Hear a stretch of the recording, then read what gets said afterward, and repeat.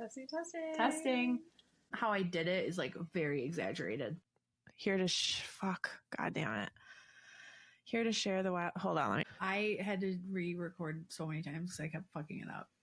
Okay, well, can we do it? Yeah, go for it. It's recording. Oh, hey.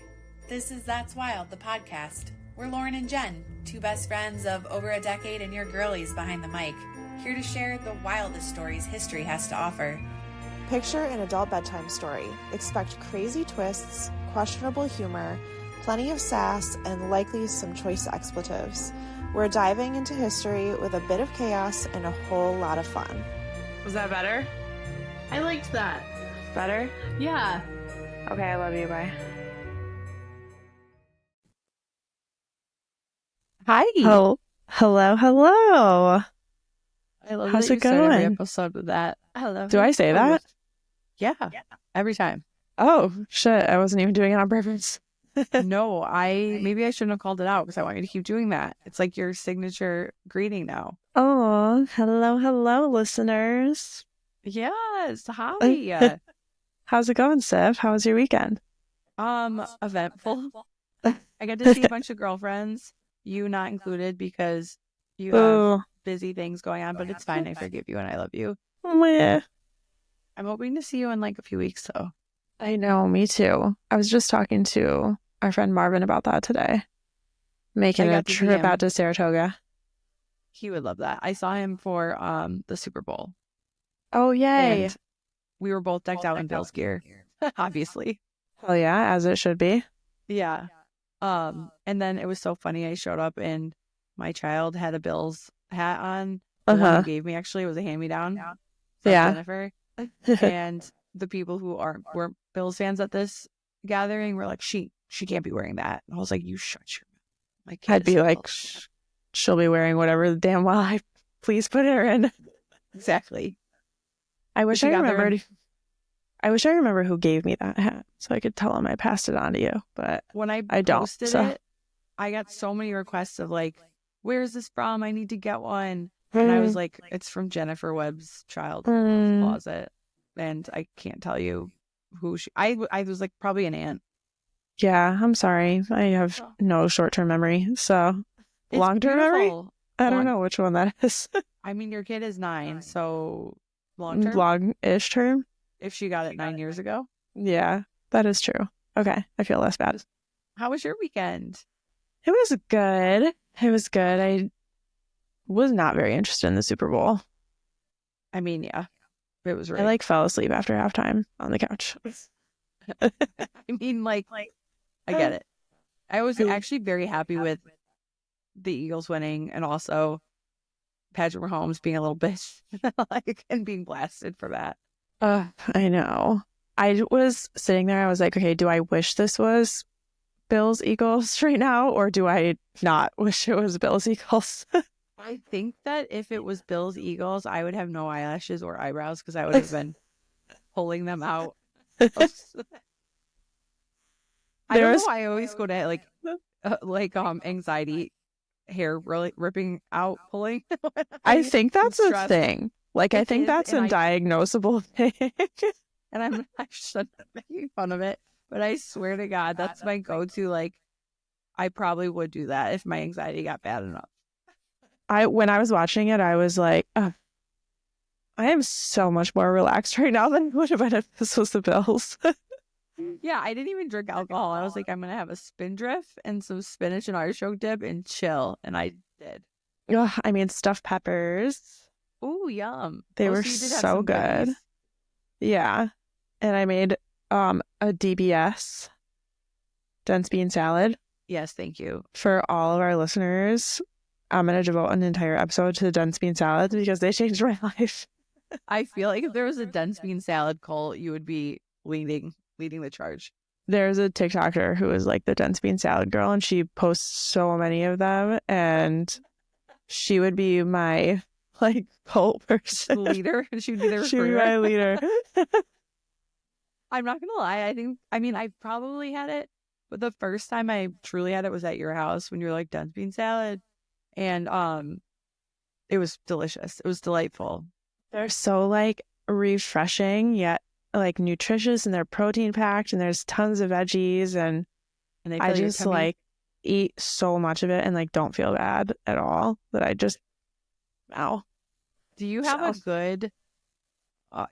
good like every time there's a party and it's like potluck that a dish you bring?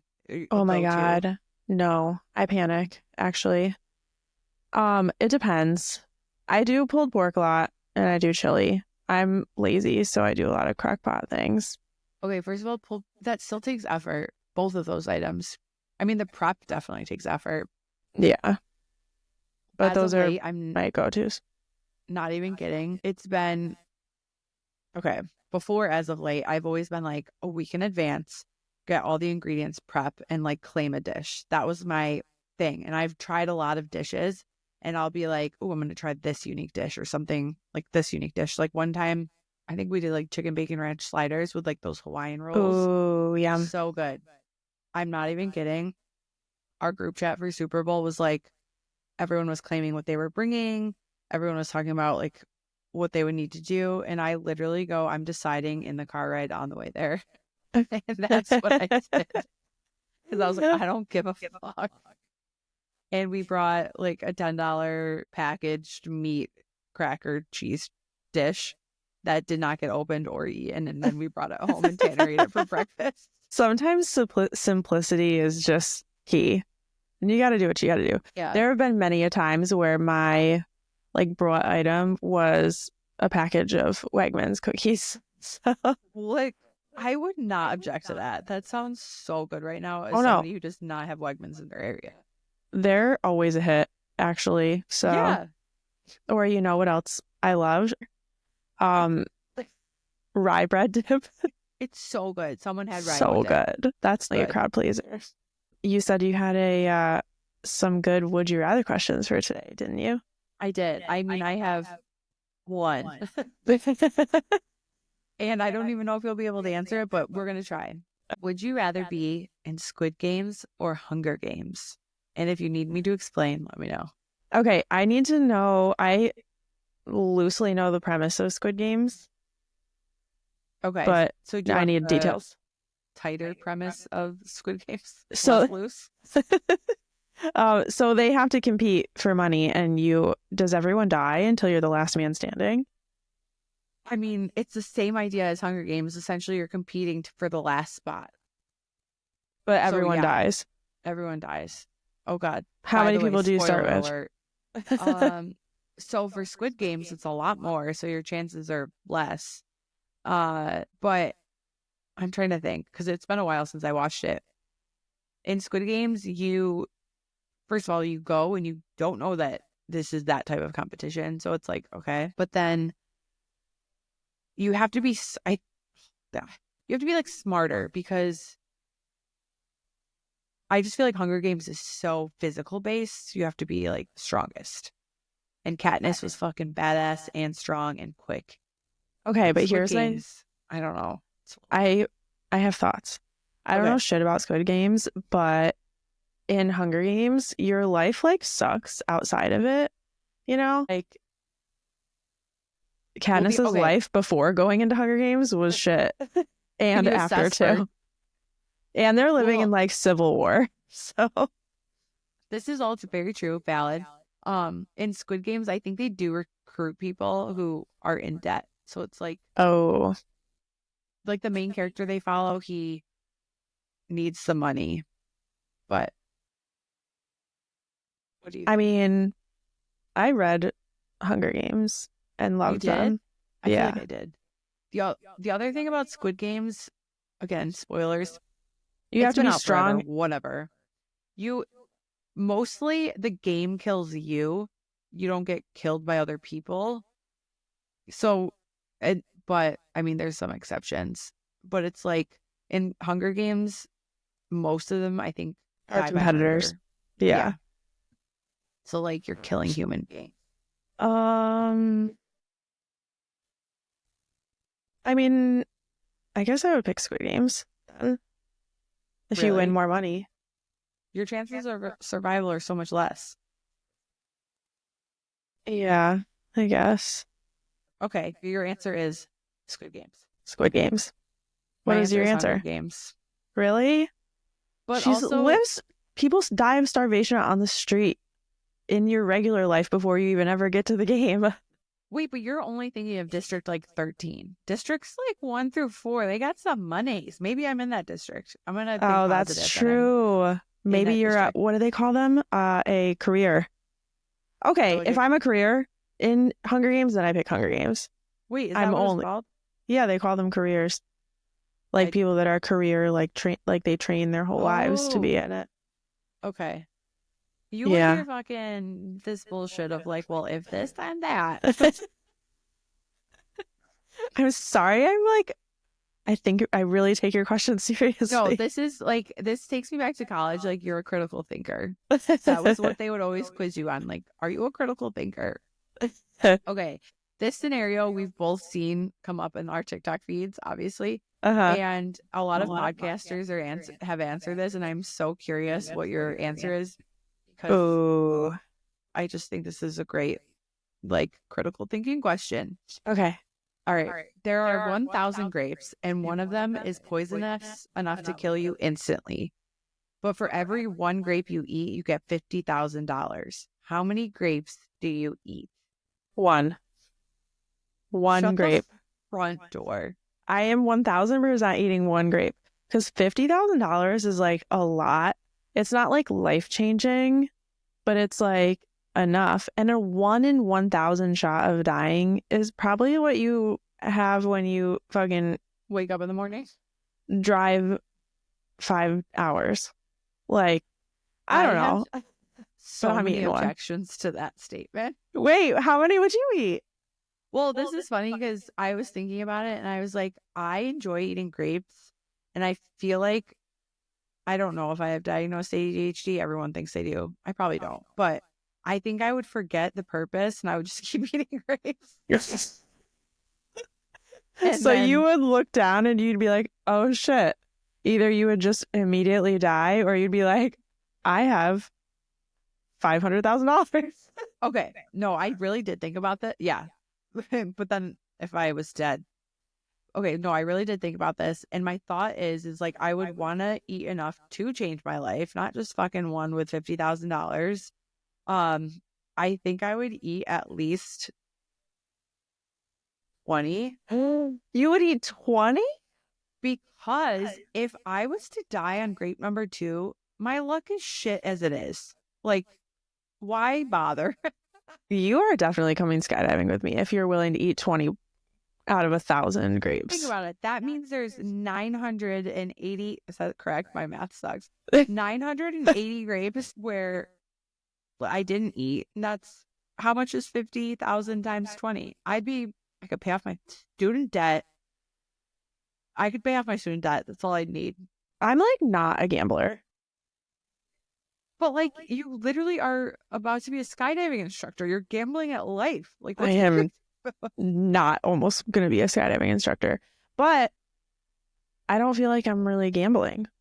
You've jumped out of a plane 30 plus times. I mean, it's a gamble. So funny, this kind of relates to our topic today, but the USPA, the like governing body for skydivers, just put out their statistics, and only 9 skydivers died in the United States last year. Only 9 out of hundreds of thousands of jumps. Okay. I don't know how many hundreds of thousands yet. They're like surveying everyone right now to come up with that statistic, but I want to say last year's was like 300 and something thousand jumps and 9 deaths. When that's not bad. It really isn't. I feel like there's, yeah. But when they post that statistic, do they say like inexperience? Do they say like an issue with the chute? Like, do they explain? Yeah, so they have like a magazine that comes out. I just had it here. Oh, it's up there. Hold on. Oh. They have a magazine. Your skydiving shirt. I know. I did today because it was the only aviation related thing, and our topic today is aviation related. They have this parachutist magazine, And in it, they give like a incident report for every fatality. Okay. And they tell you like what happened, what like went wrong, where it was, and then they discuss like what they could have done differently. Okay. Which is so smart. Tough. Yeah. Okay. But like there's a good skydiving, like, would you rather question? You would know better. I know.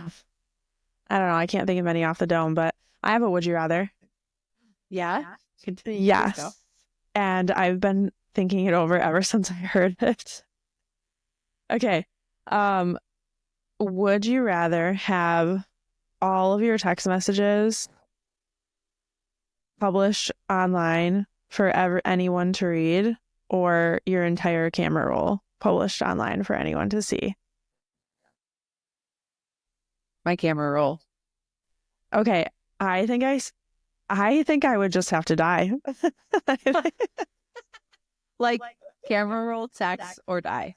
That's your like die. Is my option is die. Okay, well, you asked the question, so I'm putting you on the spot. What do you have on your camera roll that's like okay, so I was thinking like if we're really I don't have like pictures of my butthole or anything, but like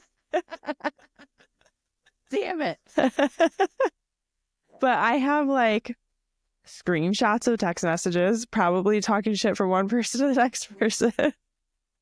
And I have like pictures that I've like just used my camera roll being like, oh, what's up my nose? Like, you don't immediately delete them after? I don't delete anything. Can I tell you, I'm going to look right now while we're talking at how many pictures I have in my camera roll. 38,530. I don't even think my phone holds that many. That is criminal. I have so many. I never delete anything. Ever. Ever. Well, I know that if I need a good booger up the nose shot, I'm just going to go to your phone because... I know. And I've probably taken like pictures of my nipples and sent it to someone and been like, does this look normal? Like, I can only imagine the shit in my camera roll. You know what I mean? I mean, so I have 6,500 photos and I know there's some embarrassing shit in there, but I can guarantee nothing is like worth dying over. I know that text messages, different story. I know that I've taken pictures when I've like come out of surgery being like, those would be so funny. Drunk videos that I've recorded of myself. Okay. And I have like naked pictures of my kids, like when they were little kids. If that was going to be released to the world, like pedophiles would snatch those up. And I can't have that happening. But I also cannot live through my text messages being released to the world. Have you ever screenshotted something and then sent it to that person? I've done that. Like, no. I don't think I ever have, but I know James has done it and my mom does it to me all the time. My mom will like screenshot my shit and then message it to she'll go to message it to like her friends and talk shit about me and send it back to me like once a year. She does that. Elaine. And I'll be like, wow, mom. Oh my God. I'm cringing on her behalf. But like I've guaranteed talk shit about everyone I know at least once. You know what I mean? Bitch, I'll fight you. Tell me you've never vented about me or talked shit once in your life. We've had this conversation. Like, I feel like you're the person in my life that I've talked the least shit about. I mean, you're definitely probably the person I've talked the least shit about. But like, in our decade plus of being friends, I've definitely talked shit about you once or twice when you've annoyed me. Yeah, that's fair. Are you kidding me? You talk shit to my face. Did I screenshot it? Send it to you? No, it's just burned into my memory. Wait, because we all know that I'm just going to say this. I'm obviously the nicer of the two of us. Have I ever said anything that hurt your feelings to your face? Like a month ago? I was gonna say, prior to our one of two fights. Yeah, for our listeners, we got into our... Do you think that was our biggest fight in December, or do you think our biggest fight was in Paris? December, for sure. You think so? Yeah, you might be right. Our fight, our first of fights. We've only ever had 2 fights. Our first fight, I'm not going to talk about the second fight. Our first fight, Jenn and I spent 9 days in Paris together. And we booked one of those nights to go to Berlin to see our friend Elena. Did I say her name right? Elena. Sorry. I love her. To go visit her. But it was after a night out going to speakeasies, and we didn't get home until 5 a.m. and our Uber was coming at 5:30. And I straight up was not going. And I said that at 5:30 when the Uber was there. And so Jenn had to go to Berlin, Germany. Yeah, I flew to Berlin by myself with 5 minutes notice. And we had not slept not 1 minute. Not 1 minute. Not 1 minute. You were still buzzed. And that morning that we were not waking up for day of school was my kid's first day of kindergarten. And I cried all day. Alina, I'm so sorry. Also, we've been over this. It was shitty of me. I know. I was in the wrong. Not 100%, 1000%. But we've had arguments over this. It was like, I don't know, midnight. And I said to Jenn, I go, if we don't go to bed soon, if we don't go back soon, I am not making that flight. I'm telling you right now. And we both decided to stay out until 5 a.m. and party our little asses off. But we went back to these friends that we made, their hotel, and they had a balcony overlooking the Eiffel Tower. So it was so worth it. It was worth it. Yeah. It was so fun. It was worth it because I got to sleep the next day. For Jenn, she had to meet Alina's whole family. Alina, I hope you're listening to this, and she does listen to our podcast. And we love you. We love you, and I'm so sorry I didn't make it. I love you so much. I showed up and met her whole family and like her grandparents and everything, and I was like, I've slept. That I got on the plane and I was asleep before it like, what is this called? Takeoff? Ascent? Descent? Ascent. Before the plane even taxied away. And I was woken up by the plane like jostling, hitting the ground. And I was like, whew, okay. I had like an hour and a half nap. Not enough. Not enough to meet a whole family of welcoming Germans. I know. But yeah, so that's a good segue. Plane takeoffs. Yes. So my story today is about the fly girls of the golden era of aviation. Really quick, because you're about to go into this, I need to share this. Yes. So people are annoyed and just want to hear the story. Fast forward. Our second fight, it took place in December 2024, and it was a dark time. I'm not going to get into the details of the fight. It was stupid. But wait, are you going to tell about? You already know what part of Can I tell this part? Oh, yeah. Can I tell this part from my side? Because it was even funnier from my side. So we got in a fight at a bar. Naturally. And then Lauren and one of our friends went home early, and I stayed out with a couple more of our friends. And we were in an Airbnb. And me and Lauren were staying on the first floor together. And like we said, in the same room. And like I said, me and Lauren never fucking fight. Never, ever, ever. So I thought it was just going to like blow over and like, okay, we had a fight, but it was not that big of a deal. And so I came home, obviously drunk. And I like come in and I'm thinking I'm going to like confront Lauren because I had sent her text messages being like, let's just work this out, blah, blah, blah. And she hadn't answered me. And so I assumed she was sleeping in our room. So I go in our room and she Those had were packed. Not the text you sent. You were like, let's figure this out. Like daisies and roses. It was like not that. I don't remember what it was, but okay. Go on. Go on. Oh, no, you're right. But I was pretty nice. You weren't mean. You were just not being like, let's work this out. No, you're right. I wasn't. Now that I'm looking back on it, that's how it felt at the time. But, so I go in our room and Lauren had packed all of her shit up from our room and she was gone. And I was like, what the fuck? And someone was like, oh, she's upstairs. And I was like, no, she's fucking not. And I literally take off. I take off, literally book it upstairs. And all of our friends are running behind me. And they're like, Jenny, no, wait, don't. And I'm literally like, no fucking way did she move out of my room. And I'm like, dun, dun, dun, dun, dun, running up the stairs. But here's key. I had only ever been on the first floor. I had never gone to the second floor of this house.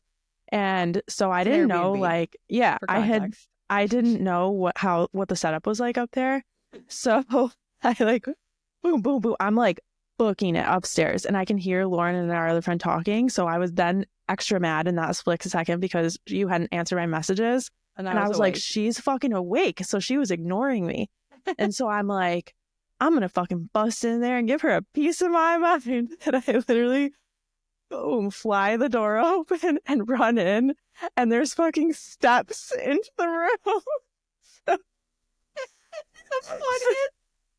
In the middle of our most heated fight of our entire life, I fly into this room like a fucking flying squirrel and just immediately, dun, dun, dun, dun, like, eat complete shit. I think you touched the steps. I think you were running so fast in that you mid-air just like I launched into the room. Yeah, it was so stupid and I was so mad, but we all of us busted out laughing and had a solid probably like 60 seconds where we're like, okay, I know we're fighting, but let's all laugh together at how dumb I just looked.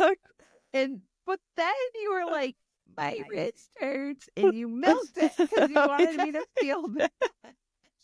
I did, and you didn't feel bad at all. You literally were just like, fuck you. And then we continued fighting.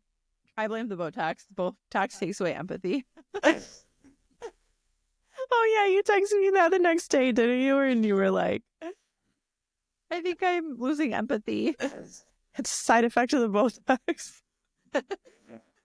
Oh, no, God. But I feel bad. We're not bad people, and we've forgiven each other. No, we're besties. We made up at like 7 a.m. the next day. We did. Oh, God. Whew. I brought you fruit as a peace offering because you're a fruit lover. The best hangover food ever. Strawberries. You're so interesting. So good. But yeah, that story needed to be shared and have it's so funny. Wait, what jogged that to your memory about the air races? Oh no, it was our second fight. Oh yeah, about it. And then I was like, we gotta tell the Jenn falling story. Yes. Yeah. But air what races, a time. What a time. So excited. What a time. Okay, so now I'm going to talk about feminist stories about how amazing and not dramatic women are. Go girls. Okay, so it's story time. Okay, so our story today is about the fly girls of the golden age of aviation. So the golden age of aviation is in the 1920s and 1930s, where basically we made just a huge leap in accomplishments and technology. And for anyone who does not know the history of the plane very much, I'm going to throw it back to December of 1903 in Kitty Hawk, North Carolina, where the Wright brothers made their first flight. So the time span here is about 20 years. Okay. And the first flight was 12 seconds and covered 120 feet. So we have made leaps and bounds to this point. Literally. Literally. Leaps, bounds, and flights. 120 feet? Okay. Yes. Yeah. Wow. So the first planes were made of wood and fabric, and they were very experimental. People were coming out with all kinds of different models and just kind of seeing what worked. And there was no navigation systems or anything like that. Navigation was done with compasses and paper maps in open cockpits, and pilots often, all the time, relied on just their playing eyesight. So it was very, very dangerous. And many, many, many, many people died in the early ages of aviation. They often followed just landmarks on the ground, railroad tracks, or they had a system of like painting the tops of barns with the names of nearby towns in order to have air markers for the early pilots. I'm sorry, you're telling me that barns were the guide for people in the air versus like the light tower systems? Yes. Yeah. I That's mean, horrifying. just like a lot of it they mentioned was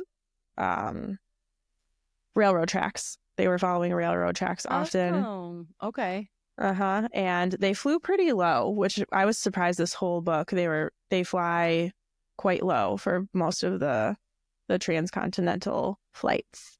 And I imagine they're doing it during the day because it'd probably be pretty risky if it was at night. They flew at night as well. They flew day and night oftentimes.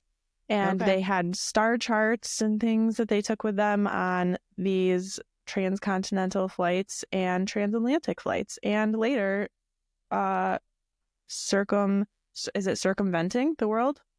Is that? Yes, circumventing the world. Yeah. So in this golden age of aviation, there was a lot of record breaking and new grounds being explored. Like I said, during this time, there was the first transatlantic flight. And then a lot of times, in order to promote aviation, they had the national air races. They started in the mid-1920s with the aircraft industry as eager to stir up excitement about aviation and get people invested. These air races attracted bigger crowds than opening day at Yankee Stadium and the entire NFL games all combined. With usually approximately 600,000 people attending these 2 or 3 day events. Wow. And so this is silly, but I'm bad with geography. Transatlantic, essentially flying over the Atlantic Ocean. Yes. Okay. Yep. And so during these races, we basically have 2 things going on. The air races and competitions at home, and then people braving new frontiers, trying to fly the fastest time, break the speed records or distance records or altitude records, or being the first people to fly over open bodies of water, or, distance records, things like that. So the air races are split into 2 things. Generally there are 2 different things, either like pylon racing. So racing in between pylons that are separated a few miles and doing like laps, like locally, or transcontinental races. So racing from LA to Ohio. Okay. And those are the big ticket events, usually the transcontinental races, because that's where you really like earn your chops as a pilot. So they were very competitive. So these races were organized by a man named Cliff Henderson, who was originally a car salesman, but he took a job promoting and planning the national air races for the 1928 air races, and he actually created LAX. So for his first year doing the air races, he scouted out a new place in LA and created an airport and runways just for his air races, and that is the site of LAX today, which I thought was an interesting. Even still, that's so cool. Yeah, I thought that was an interesting tidbit. So, I would be remiss if I didn't. First, our story today is about 5 different individual women who made names of themselves and advanced the sport of air racing and aviation for women today. But I have to mention Raymond Orteig, who was a pilot from France who really kind of started air fever in 1919. he announced a $25,000 prize, which is a lot of money today, to the first pilot who managed to cross the Atlantic. And he kind of saw it as like a stimulus for the aviation industry. And after that, it was just pilot after pilot that attempted to cross the pond, basically from New York to Paris. And so many a pilot attempted to traverse, is that the right word? Traverse the Atlantic, and many failed and died. That's so sad. This reminds me of, I mean, I could be way off, but this just reminds me of Around the World in 80 Days. I don't know what that is, but I'll have to watch it. I highly recommend. Every time you mention a movie, I don't know what it is. This is like a problem I think I have in real life, is I try to compare everything to a movie because I feel like it's so relatable, but then I forget that me and Tanner watch more movies than a lot of people, and then it's not relatable at all. But it's a good movie. I just saw something. Like really? Mm-hmm. Is it a pilot? Well, if the name Around the World in 80 Days, oh yeah, that would have to be by plane. It kind of is a storyline. Well, I didn't remember if it was 80 days or 180 days, and I was like, I don't know what I was thinking there. But side note, I just read something that says that people who watch movies are more empathetic than people who don't. So that will combat my Botox. Well, there you go. You're breaking even, girl. Yeah, it's a lot. But so the first person to actually accomplish this feat is Charles Lindbergh in May of 1927 in his Spirit of St. Louis that crosses the Atlantic. And the press came out in droves. They were like, they called him the Brave Lion in French. I don't know what that is, but that was his nickname in France when he landed in Paris. And then after that, women started trying to accomplish this feat, starting with Ruth Elder. So Ruth Elder is one of our 5 that we're focusing on today. She is just known as a very outgoing and adventurous girl. Born in Alabama, her parents said that they wanted a boy so bad in their whole pregnancy. They prayed and prayed and prayed for a boy, and then Ruth was born, and they basically got their boy because she was a tomboy, and her parents hated it, and they tried to dress her up in all these fancy dresses, and she would just get them dirty and not. Parents pick a side. Yeah, right. But so she was a beauty queen. She was the Miss America of Aviation, they called her, because she was discovered when she was in a beauty pageant, and someone asked her what her like goals were, and she said she wanted to be the first woman to cross the Atlantic. And so she was discovered by George Haldeman when she had that answer in her beauty pageant, and basically he decided that he wanted to take a woman across the Atlantic with him to give him more publicity, because he knew if he took a pretty young girl and she would be the first girl to cross the Atlantic, therefore setting another record, he would get more publicity and therefore more money. So he picked her and asked her if she would accompany him, and she was a daredevil and very adventurous, so she said yes. And so they planned their trip, planned their flight for months and months and months. And so while Charles Lindbergh was celebrated and was called a brave lion for attempting it, the press was outraged that they were going to take a woman on this dangerous trip across the Atlantic. They would not allow it. They said that because she wasn't a licensed pilot, the aviation industry at the time, I don't think it was the FAA, but they would not allow her to go. So she said, screw that, I'm just going to go get my pilot's license. Hell yeah. So George Haldeman, I believe was his name, he gave her lessons and everything, and they took off. And They attempted their first Atlantic crossing.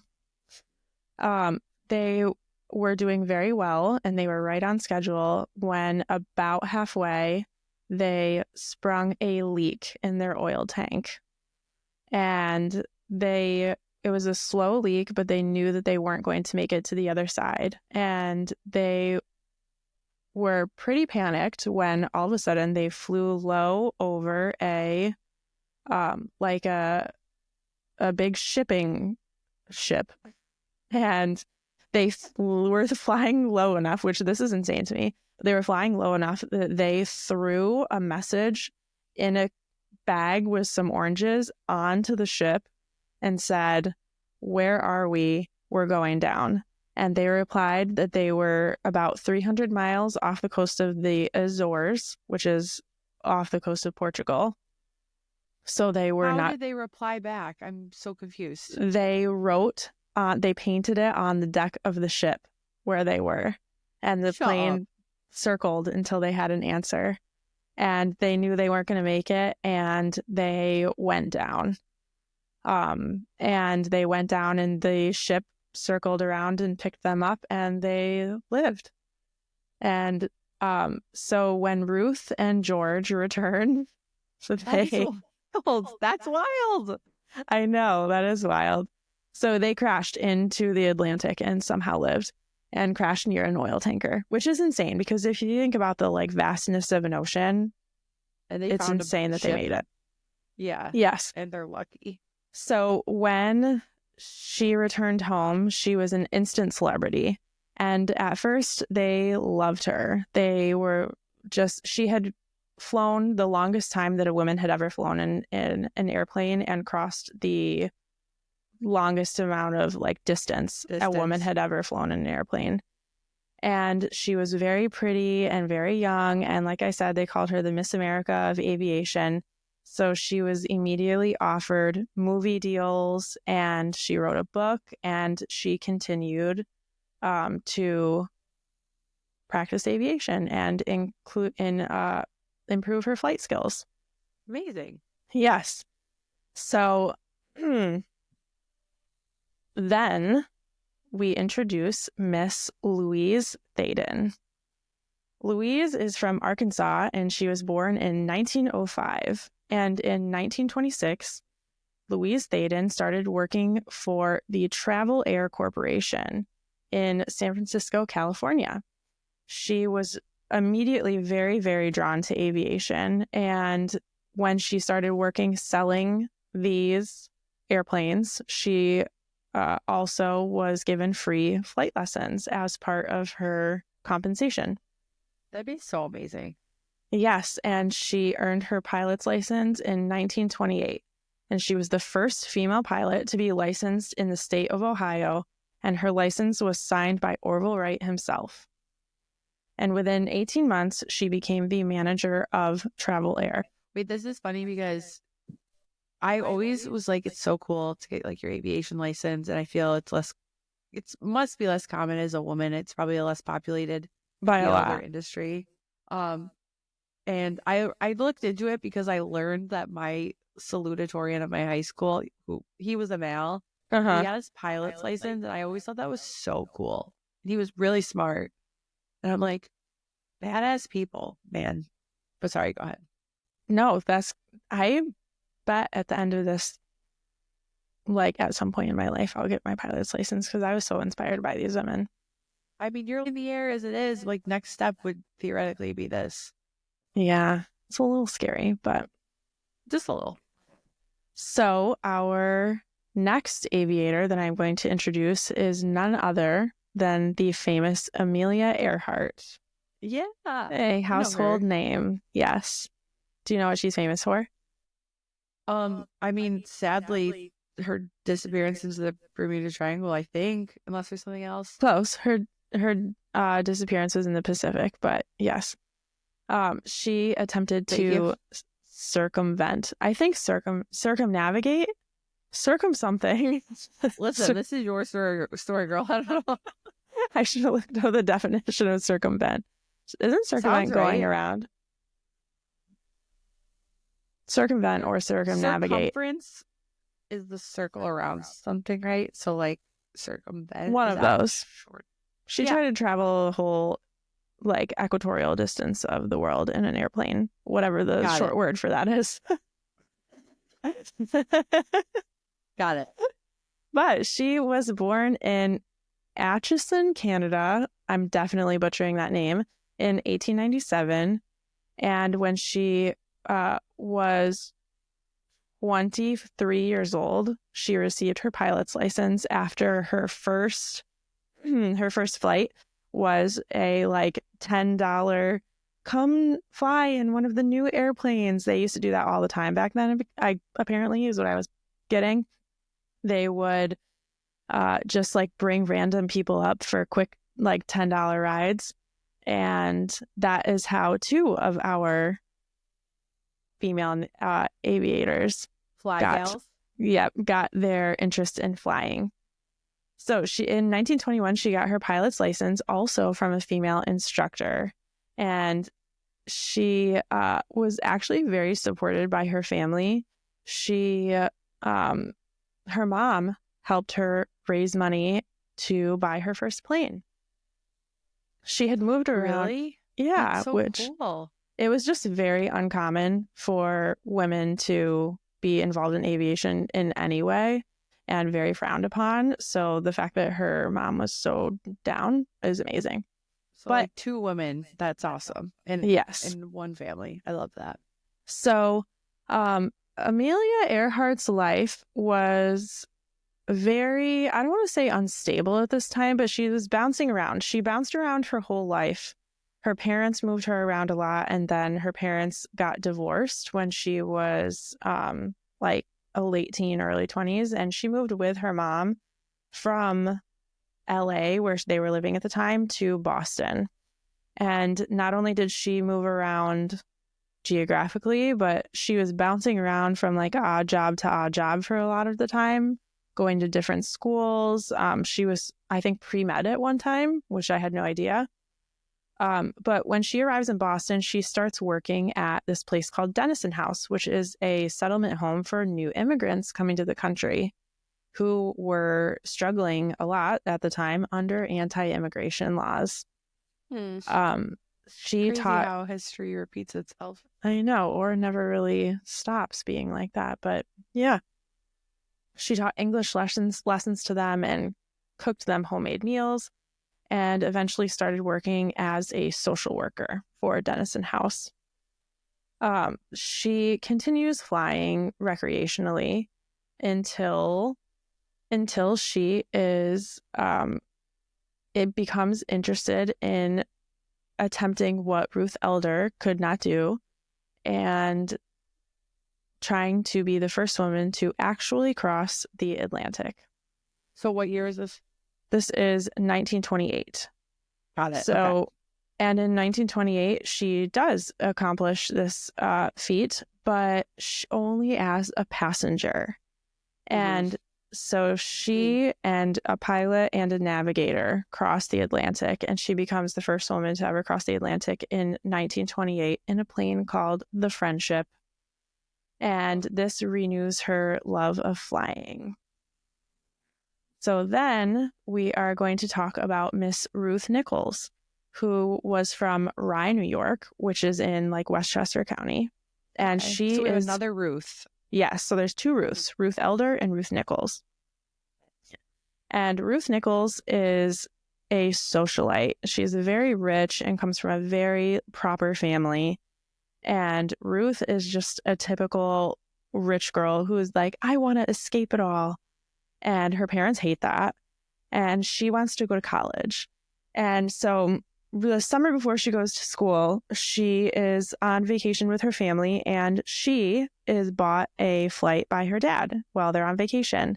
And she goes up, and the pilot at that time tries to scare her and starts doing like inverted flights and flipping all around and everything. And she is unshakable, and she just falls in love with it. And she gets down and she tells her dad, she's like, that's the most free I've ever felt in my life.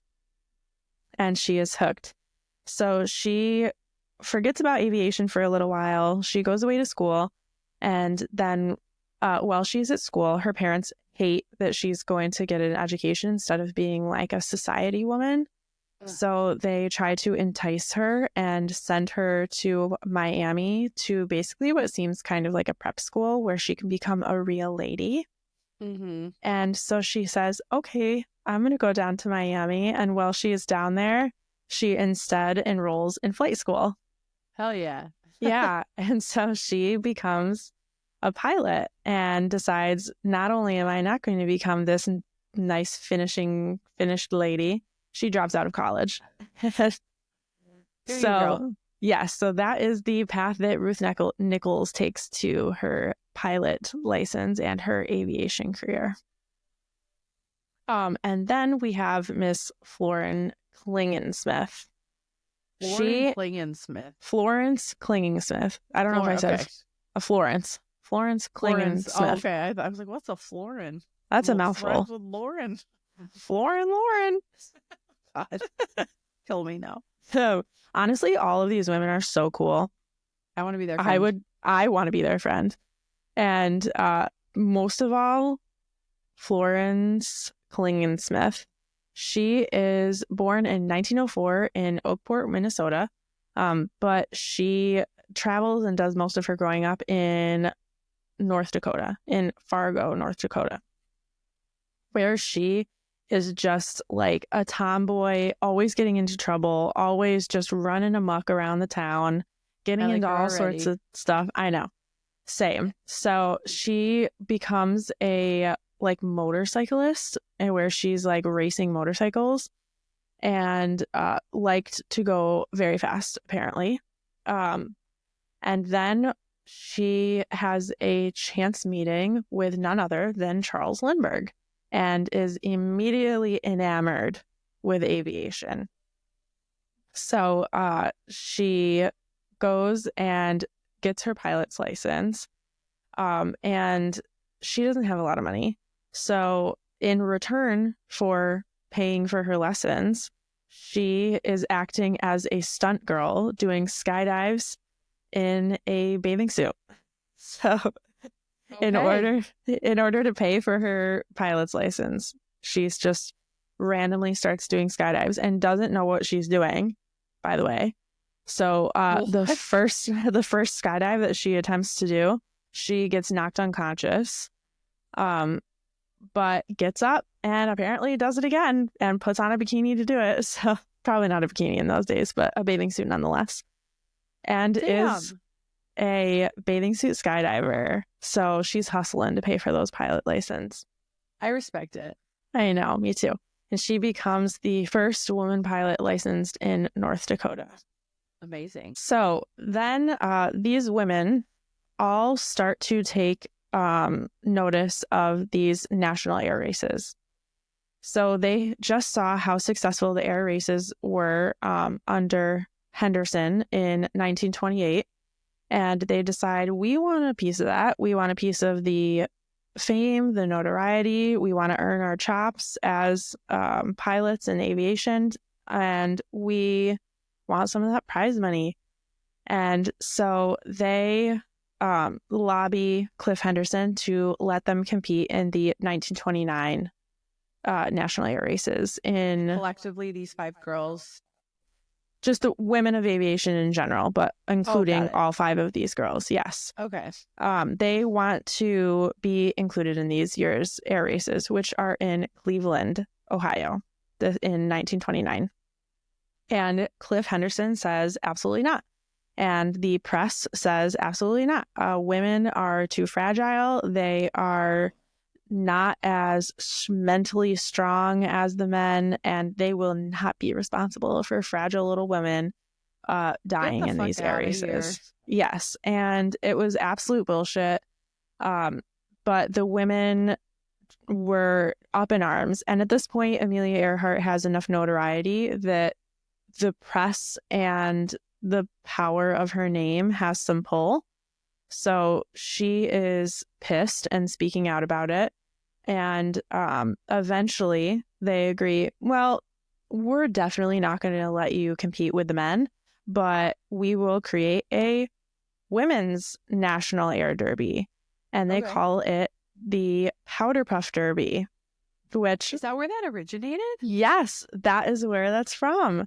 I so had like no idea. In high school, when like the cheerleaders have their Powder Puff game, it is from the women's national air races. I did Powder Puff. I was not a cheerleader, so really, I think it was yeah. At my school, it was like the cheerleaders that did it. Rude. I know. Maybe I'm misremembering. Actually, I'm not. I know it was. Yeah, but no, it was. I think any girl, and we fuck shit up. You really? Were you tackling bitches? There was a girl who was trying to go after my boyfriend, Audrey. I don't know. And I was like, I'm gonna take her out. I was so weak and so useless, but I gave her dirty looks. That's the best I could do. There was a girl on our like guys football team at my school. I love that. Yeah. Too soft. Yeah, me too. But so the Powder Puff Derby of 1929 was from LA to Cleveland, and it was about a 2,000-mile distance. The race organizers tried to make it easier and shorter, saying that was too much for the women. And then they, after the women were like, screw that, we're not doing that, we're doing the full race. They tried to mandate that all of the women had to fly with a male companion just in case. And they were also like, fuck that, we're not doing that. We're either not doing it at all, and at this point it was like pretty highly anticipated, or we're doing it fully by ourselves and we're not doing any like crippled smaller version of this race. Not to be like a negative Nancy, but like if the plane's going down, the plane's going down. Doesn't matter if a man's on it or what. Yeah, exactly. And there were many, many, many examples of men who were dying in. It was just a dangerous frontier at this point. Yeah, it was new. Yes. And so they finally agreed, and they agreed that the women would make 15 stops on the way to refuel and get weather reports and such. And about halfway, Amelia Earhart takes a digger while landing on a sandy runway outside of El Paso, Texas. And the women were such good sports. Repeatedly over and over this whole book, the women were so supportive to each other. There was a sense of competition between them, but overall, they just loved aviation and loved supporting each other so much that they always had each other's backs. These five were friends. I didn't even realize that. Yes. And honestly, a lot more than just these five too.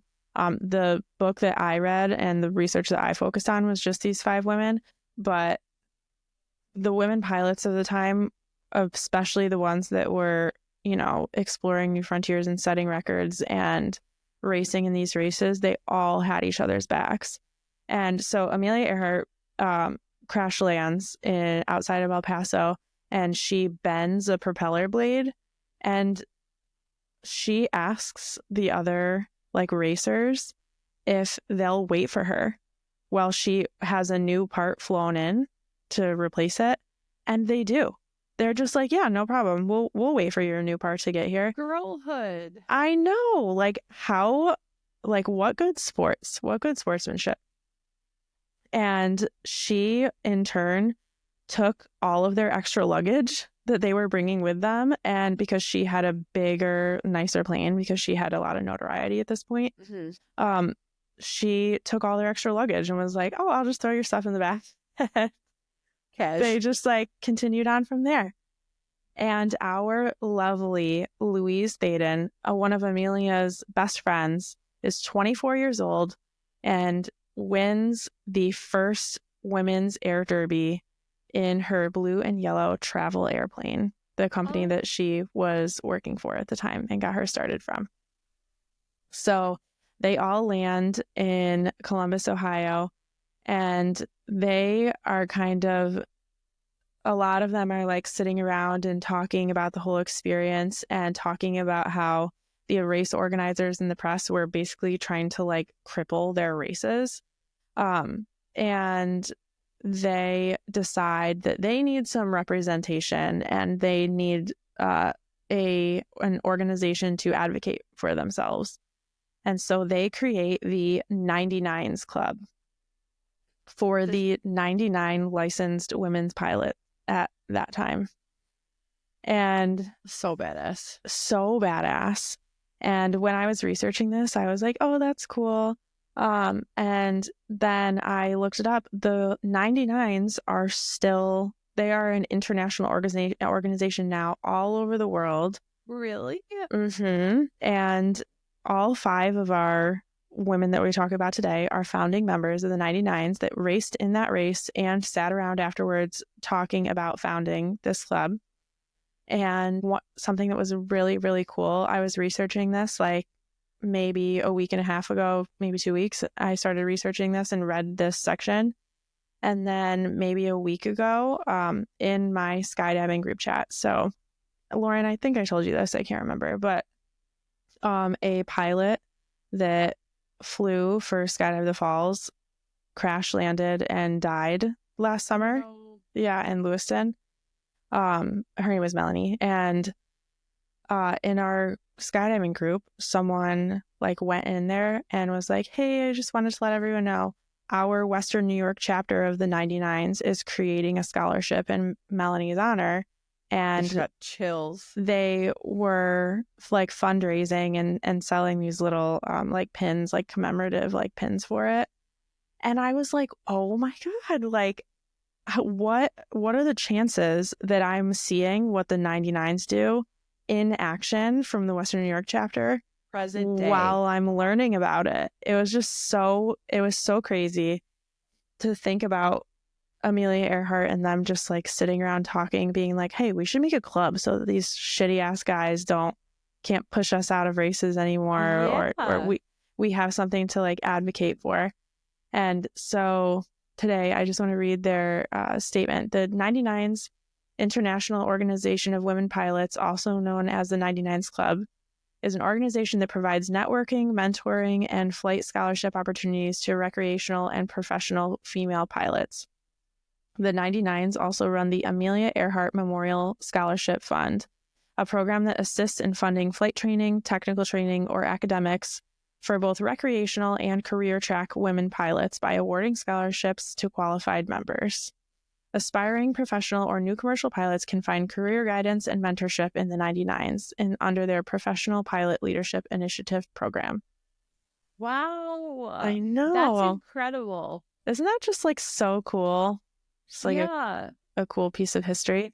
Wait, send me the link. I'll put the scholarship where they're raising money in our show notes. Oh, I should do that. Okay. Yeah. Will do. So after the founding of the 99s Club, our 5 main leading ladies take a few different paths.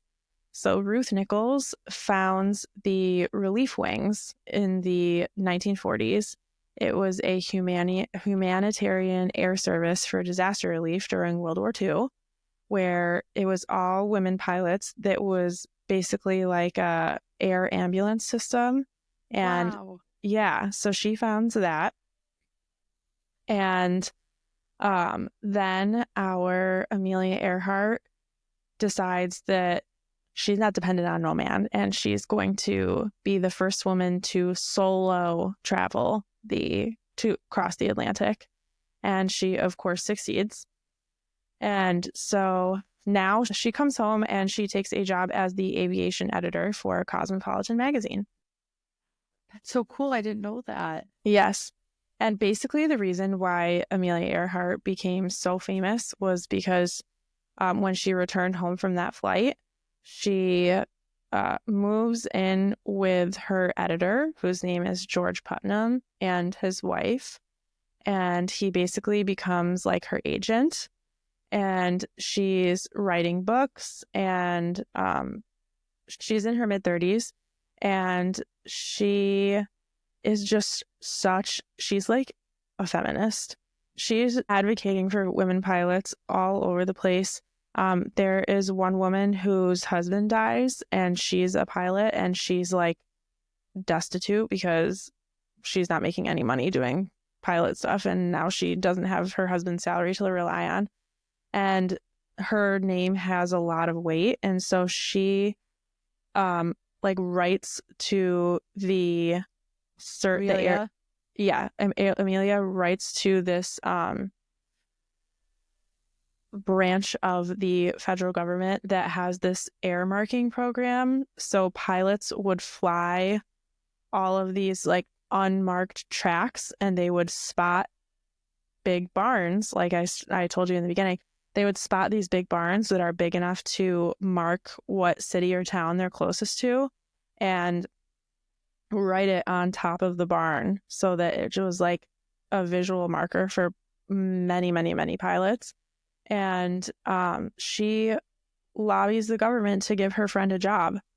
And her friend is like, oh, I would love to do that, but I don't have enough money for any like serious supplies in order to do this. And Amelia Earhart buys them all for her, sends it to her, and gets her a job doing this, which like keeps her afloat.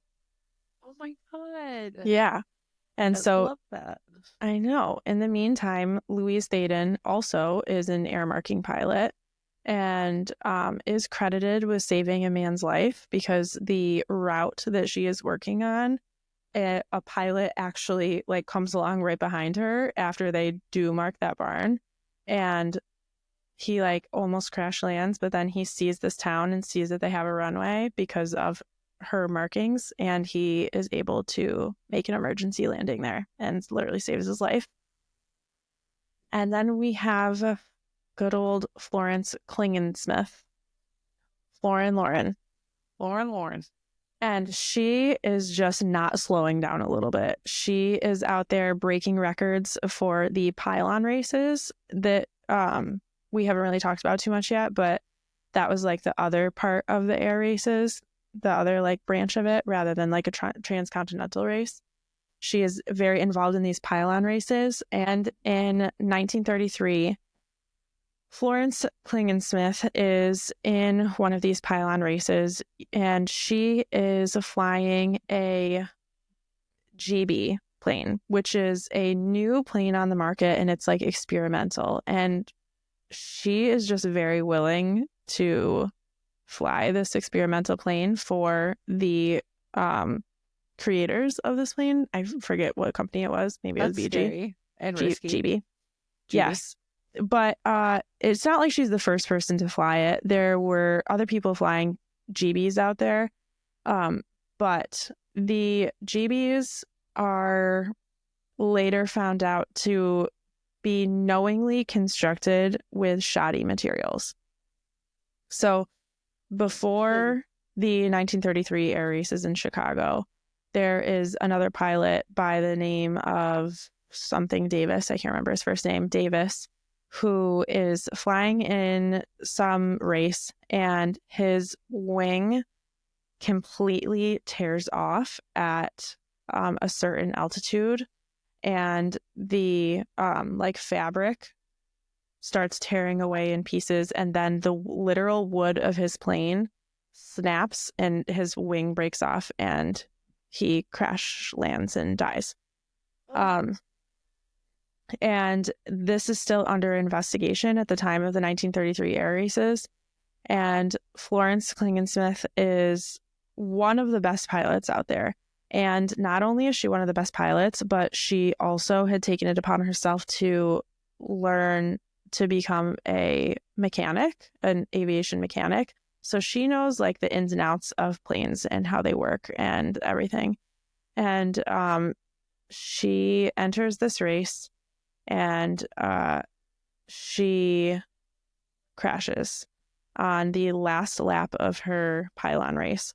And she's headed right towards this crowd of thousands and thousands of people, and has the wherewithal and the like sound of mind to pull off and fly off into the distance instead of crash into the people. They could see that her wing was like shaking and the fabric was ripping away from her wing.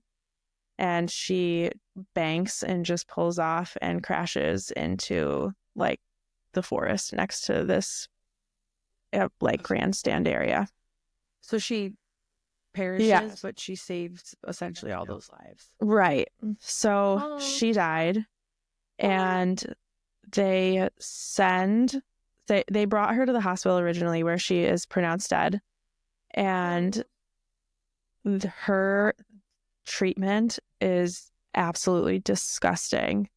So first of all, Cliff Henderson is the organizer for these races, and these races do have fatalities, but Cliff Henderson makes it a point to attend the funerals of anyone that dies during his races, and he completely skips hers and just doesn't say anything, doesn't acknowledge have it. any special acknowledgement for her. And her body is sent home to Fargo. So basically the hospital gives her body to medical examiner, and the medical examiner sends her body home to a funeral person. What are they called? A funeral home. Yeah, a funeral home. A mortician. The person who makes your body look clean, cleans you up, makes your body look good for your family and stuff. And he said it was the most disgusting treatment of a body he had ever seen. He had never seen a body returned like that.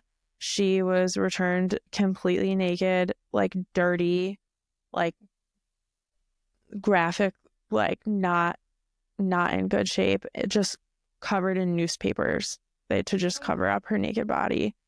And he was like, I have never, ever, ever received a body in such a terrible condition, treatment wise. They did so not sad. respect her body at all. And they had an inquest and a formal hearing about the crash and what happened. And the press is obviously very involved. They're just hounds during this whole thing. During all of this golden age of aviation, they are just hounding the women start to finish. But this is pretty much the pinnacle of that. So even though the GB airplanes were experimental, and they later came out and admitted that they were using shoddy materials like rotted wood and stuff like that. And even though that male pilot Davis had crashed at the exact same altitude and with the exact same problem where his wing tore off as well and fabric was coming off of his wing, they blamed it on her and said that it was pilot error. Of course. Because in her medical examination, they found out that she was on her period. So shut up. They said that she was not of sound mind to be flying, and that she had to have panicked and did something uncharacteristic because she was on her period, and that was proof that women did not belong in aviation. That makes me so fucking mad. I know. It was disgusting. Reading the actual comments from the press were just terrible, and that she was in certain conditions, so she should never have been in a plane at all. And it was so sad for this woman. It's disgraceful. I know. And all of them were best friends. So Amelia Earhart and Louise Thaden and all of them, they're up in arms. They're just furious. Devastated. Yeah. They're devastated what happened to their friend. They're furious about the treatment she's getting in the press. They're furious about the takeaway from it. And so her body was in, I guess, so she didn't burn in the crash. No. Okay. She had a pulse when they pulled her from the crash. So they brought her to the hospital, but then when she got to the hospital, she was pronounced dead. Okay. Oh. Yeah. Poor baby. But so that it kind of takes a turn at this point. Yeah. And Cliff Henderson uses Florence Klingensmith as an excuse to ban women from his races for 3 additional years. And so during this time, Amelia Earhart is out here just breaking records left and right. So Louise Thaden in this time breaks the speed record, the distance record, and the altitude record for women in in 1935 after she had 2 kids. and she is just still staying on it. And Amelia Earhart is at the same time planning her circumventing equator Whatever trip it is. around the world, whatever Got it. it's called. And at this time, Louise Thaden and Amelia Earhart are like besties. They're best friends. They write letters back and forth all the time. And even Thaden at this point is like, Amelia, this is not a good idea, and I'm pretty pissed off at you. And she is just thinks it's too risky for her to cross the Pacific, because at this point, like, a lot of these women have had crash landings where they survived and walked away, or emergency landings, because I think that their planes don't have the ability to go, 350 miles per hour or 500 miles per hour. And they fly pretty low to begin with. So the crash landings are not always fatal. So, but in the Pacific Ocean, any kind of landing would be fatal, pretty much, even if you survive it. So they are corresponding about how she is pissed that Amelia is taking this trip. But Amelia has the support of Putnam, who she has now married, her publicist guy. Yeah. Yeah, so she married him. Wait, but wasn't he married? Yes, she used to live with him and his wife, and he kicked his wife out and married Amelia Earhart. But she was not down for the marriage. She turned him down a million times, and then eventually he just kind of wore her down, and she was like, all right, I guess I'll do it. And they got married in a nondescript ceremony, and she wrote him a letter that was like, honestly, I'll do it, but if we aren't happy together, I give it 1 year and then I'm divorcing you. Damn. And she also said, and I'm definitely not taking your last name. I'm Amelia Earhart, bitch. I'm going to keep my last name. Oh, yeah, Amelia. And this is in 1934, I think it was. So unheard of. I didn't know she was married. She was Amelia Earhart. Yeah, but they never divorced, so I think she was relatively happy with him. And he is giving her his full support, and she takes off in 1936 to begin her circumwhatevering the world. And circumtraveling the world. And she makes it so far. She takes off from California, Santa Monica, California, I believe. And she goes east and makes it all the way. Her last stop, I believe, is in Laos, I want to say. Wouldn't she be going west? Is that going west? Never eat slimy worms. If she's leaving from California, she's going across the United States and then across the Atlantic, and then she crosses. Oh, I'm sorry. I thought she was going over the Pacific. So she is going. Well, got it. She goes east. Over everything if she's going around the whole world. Okay, I got you. Okay. But the part that everyone was worried about was when she was going to cross the Pacific, because that's like a bajillion miles of water. Ocean. Yeah. So she makes it all the way to Laos, I believe. That's Laos, right? Laos. Is that how you pronounce that? Yes. Okay. I think so. I don't know what it is, but I've heard of it. And then she is her next scheduled stop is the Howard Islands. And I'm actually not going to go too in depth about her death and disappearance, because I think I might actually do an entire episode just on conspiracy theories about Amelia Earhart. So stay tuned for that. So topical here. Got it. Yes. So the Coast Guard and the U.S. military have ships waiting nearby to try to spot her when she gets close to the Howard Islands, and to transmit, to be able to receive radio transmissions from her. And they do receive a radio transmission for her saying that she is essentially lost, and she can't find the island, which was one of their biggest worries because this is like a tiny island in the Pacific, and she never makes it, and they never find her plane, and they never hear from her again, which sucks and is really sad. And there's a ton of conspiracy theories about what happened, and there's just so much lore and so much that like there's like professional. Now you have to cover it. I know there's like professional like Amelia Earhart searchers that have gone to these islands and everything to try to find out what happened to her and find her plane.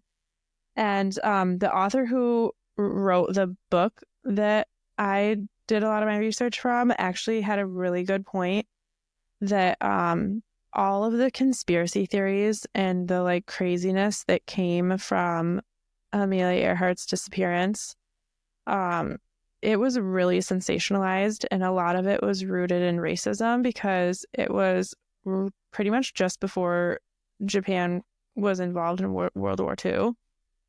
And so at this time, there's just a lot of hate for Japanese people, and they thought one of the like prevailing like sensationalized stories was that she was captured.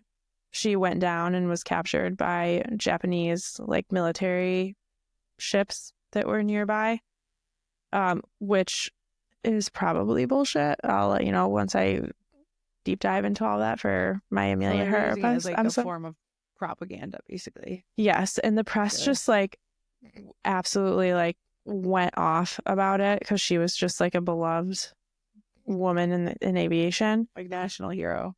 And it completely, the sensationalism of it completely overshadowed the actual accomplishments that these women made during this time. And it is really sad because everyone knows Amelia Earhart's name. She's a household name even 100 years later. Mm-hmm. But no one knows who Ruth Elder or Ruth Nichols or Louise Thaden or Florence Klingensmith is. Have you ever heard of any of them?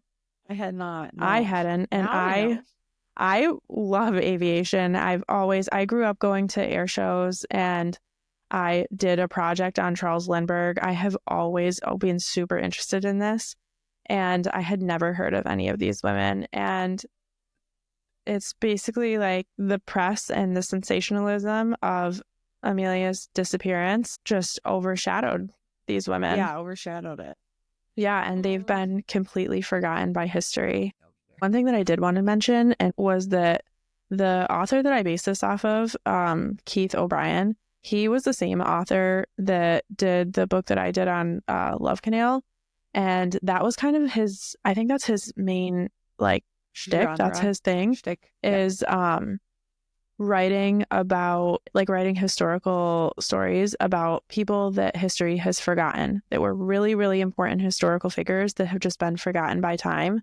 And so we have our 5 girls from our 5 Fly Girls, and also the story of Love Canal, just the women of Love Canal who have just been, maybe you've heard of Love Canal, but most of these people I hadn't heard of Fly Girls, but I feel like I knew of Love Canal. Right. And then like you have like Lois Gibbs and Luella Kenny and all these names that have just were so important and so in the press of the time that have just been forgotten by history. And he revives these names. And I just wanted to highlight that because I thoroughly enjoyed both of his books. And I think that that's a very noble quest for him to go on, as writing about these people forgotten by time. So shout out Keith O'Brien.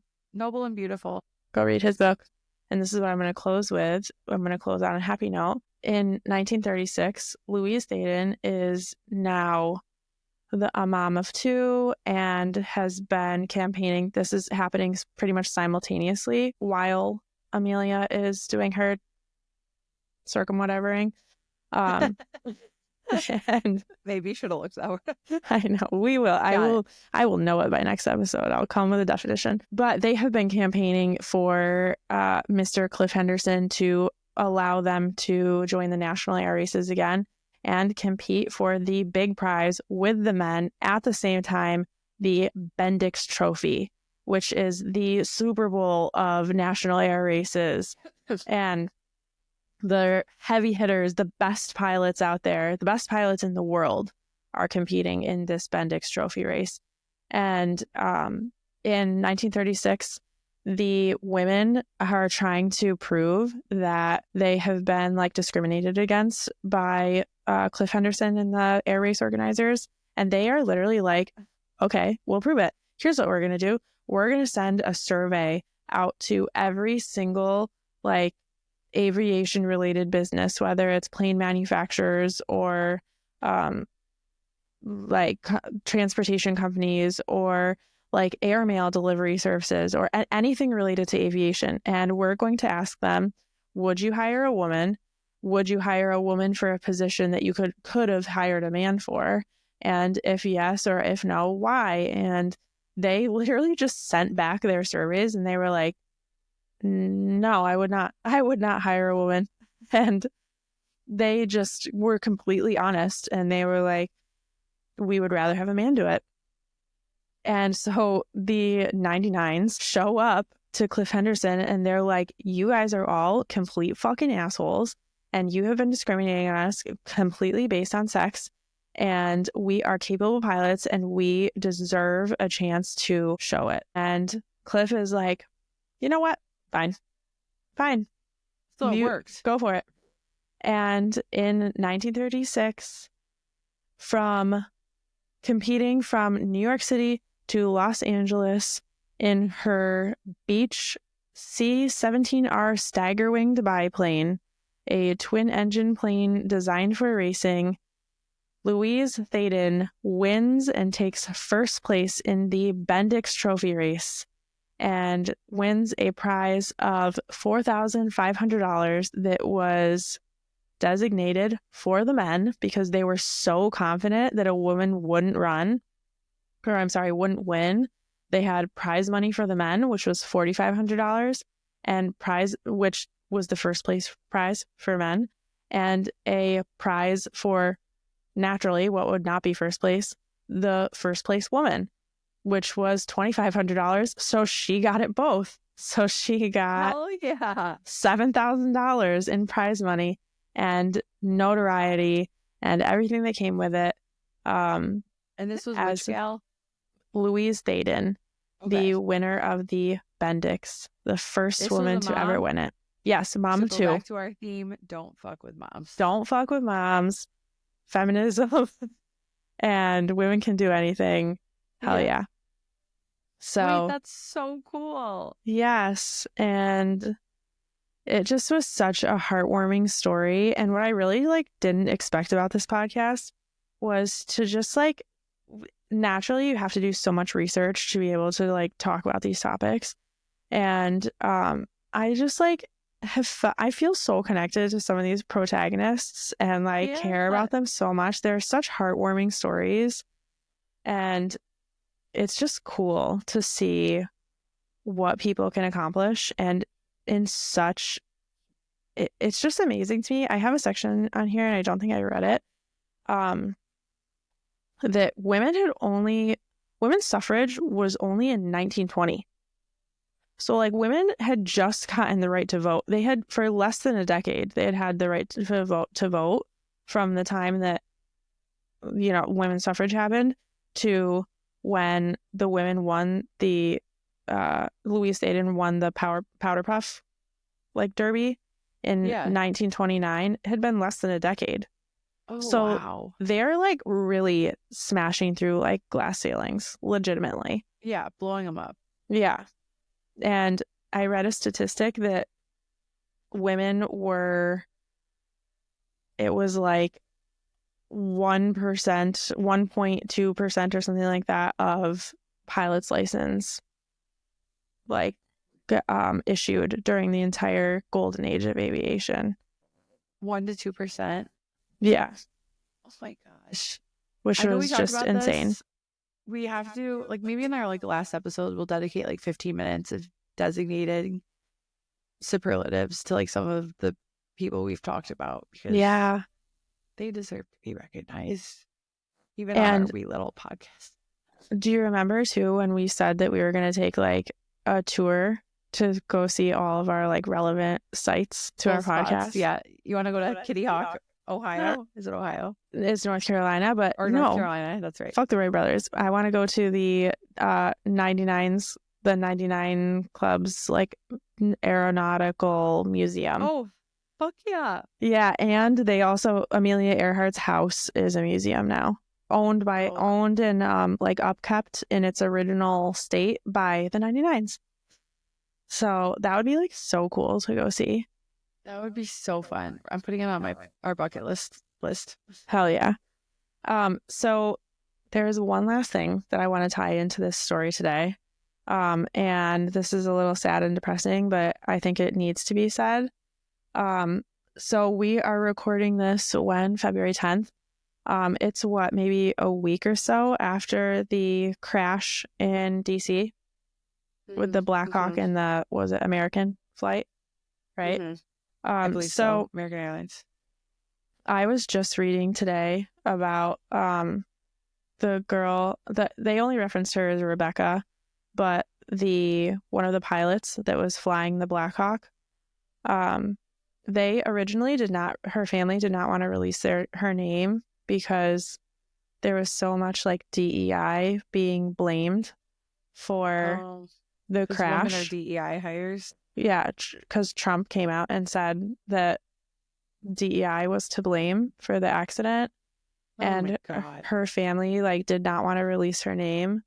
But from what I saw in this post, this woman was an incredible aviator, and it just reminds me, you want to sit there and listen to these stories and think about like how far we've come since Florence Klingensmith or whatever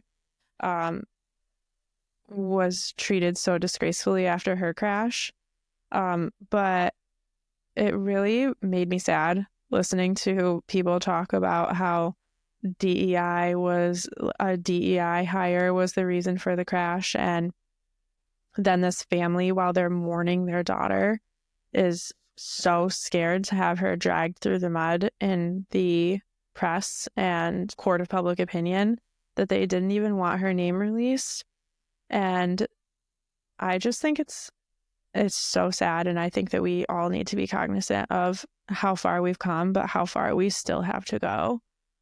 Because to hear someone blamed for such a tragic accident because they are a DEI hire or because she's a woman is just heartbreaking and infuriating.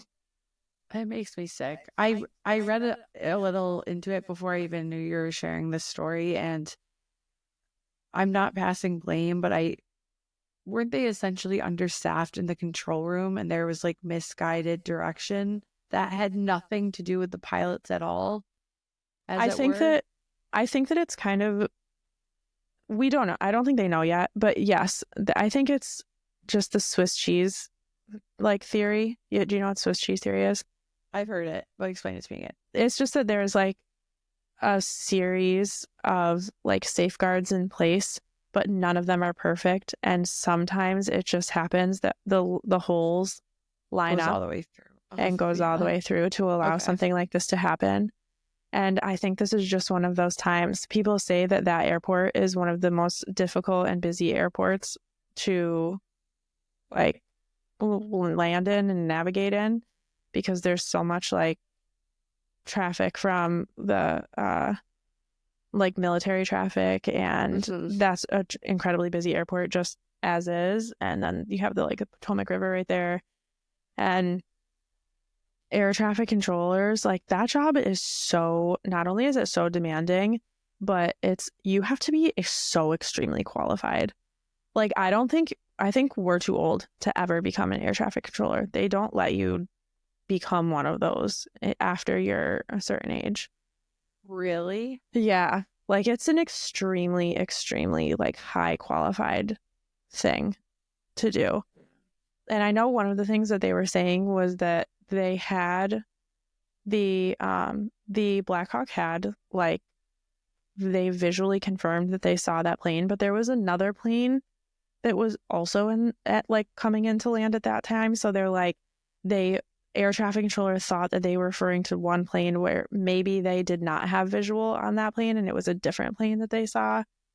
And it just seemed like I'm sure more and more details will come out as they like get pieces of the wreckage back in black boxes and they investigate and all of that. But what we do know is that it wasn't because Rebecca was a fucking DEI hire. It was the reason for the crash. And so let's just dismantle all DEI federal. Oh, that makes me so. We won't. Amelia would hate that. Amelia would stand up. Ruth would stand up. Florence would stand up. Louise. And I hope Louise. Yeah, and I hope Amelia is there with Rebecca, being like, "You're a fucking badass pilot, and fuck those men, and don't let them tarnish your name." You believe in. I hope they met and were like, yes, Jenn, that was so good. I think you did Thanks. those gals justice telling their stories. It's hard to compare 5 women and do justice and tell everyone's stories equally. But you did great. Thanks. They all deserved it. They just furthered women in aviation so much. So I mean, I knew that you like to be in the sky and jump out of planes, but I don't think I knew so much of your love of aviation, because you would appreciate this. I was in New Hampshire recently, and it was so cool. I was just driving to a restaurant. I was visiting my mom, and I was like looking out on the water, and there was all these people ice fishing. I was like, oh, that's so cool. So like the ice must be really solid. mm-hmm. And you look at like the bay of the lake, and I want to say it was Lake Winnipesaukee. I think that's a big one in New Hampshire. And there's all these small planes on it. And they were just, I forget what it's called. And I didn't prepare because I forgot you were like going into depth about like small planes and aviation. Yeah. But there was all these cool small planes, and they were on the ice. And we saw some of them like take off, and I don't know what they were doing. From the ice? From the ice in New Hampshire, like Winnipesaukee, and it was so cool. Lauren. And there was I think there was 10 or 15 of them, and it was just the coolest thing ever. And I will find out, and I'll bring that information back. So when you do your full circle chatter on the next episode, I'll bring this information with me. Wait, is that near Alton Bay, New Hampshire? I think that's what it was. It was Alton Bay. Oh my God, that's so funny, because one of the pilots that comes to Skydive the Falls literally just posted a post that says "Achievement unlocked, landed a plane on an ice runway in Alton Bay, New Hampshire, the only ice runway in the continental United States." Just posted this picture. Oh, I don't know him very well or anything, but he is a pilot for I don't know if he is a pilot. He's not really a pilot for Skydive the Falls. I don't know. I don't really know him that well yet, but look, he posted a picture of him. Shout out hats. That is it. I recognize that scenery. How weird is that? Isn't that crazy? Wow. That is so cool. I wish I knew that you I would have called you and FaceTimed you. It was so oh my God, cool. You should have. Yeah, I feel like not a ton of people know that about me, but when people ask you what would be your dream job? Career. Yeah. Not a realistic one, but an unrealistic dream job. My answer has always been to be a fighter jet pilot. Because I should know this. I am your best friend. But that's so cool. I don't know, it doesn't come up a lot, but my mom, I'm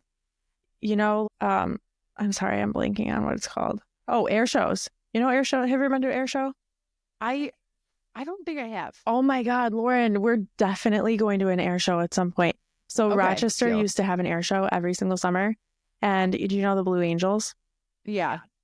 So it's usually the Blue Angels or the Thunderbirds that's the main event. So cool. And I just love the Blue Angels so much. I used to go to literally. So I just was in love with them.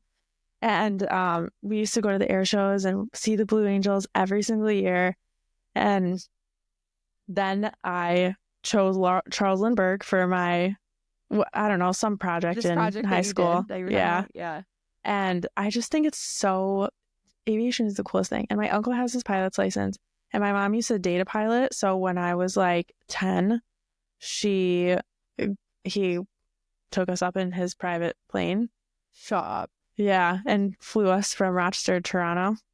And I remember it was awesome. Wait, I must not have been 10 because I was definitely younger than that. But he flew us to Toronto, and then he bought me the Princess Diana Beanie Baby that everyone had. Yeah. Do you remember that Beanie Baby? Yeah. And I literally came back to school with this ultra rare Beanie Baby after my mom's cool pilot boyfriend. Oh, and he was from England too, so he was like British. Man. And I was like, my mom's cool British boyfriend, pilot boyfriend, flew us in his plane to Toronto, bought me this ultra rare Beanie Baby, and flew me home. And I went into school that Monday like I'm the coolest kid on campus. You were. You were. Yeah. So I don't even remember what that guy's name was, but shout out to him. Maybe Shout he's out listening to that to dude. So that's wild. Maybe I'll So get my cool. pilot's license one day. I'm rooting for you when our podcast takes off because we're manifesting that. Takes off, boom. Would you get That was in a amazing. plane with me? Would you fly with me? If you were a licensed pilot, yes. If I Because had what a my way to private, go if we did go. that'd be fun. We could have a joint funeral.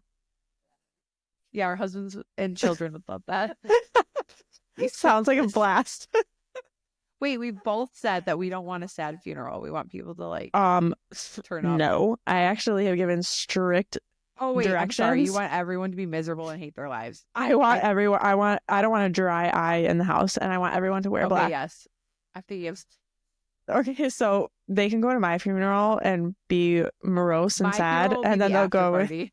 yeah. Then your funeral could be the after party. You're the pregame. I'm the funeral. I mean, I still want Grab the people to party. like get drunk, but I just want them to like get drunk and cry and dance and like cry while they're doing it.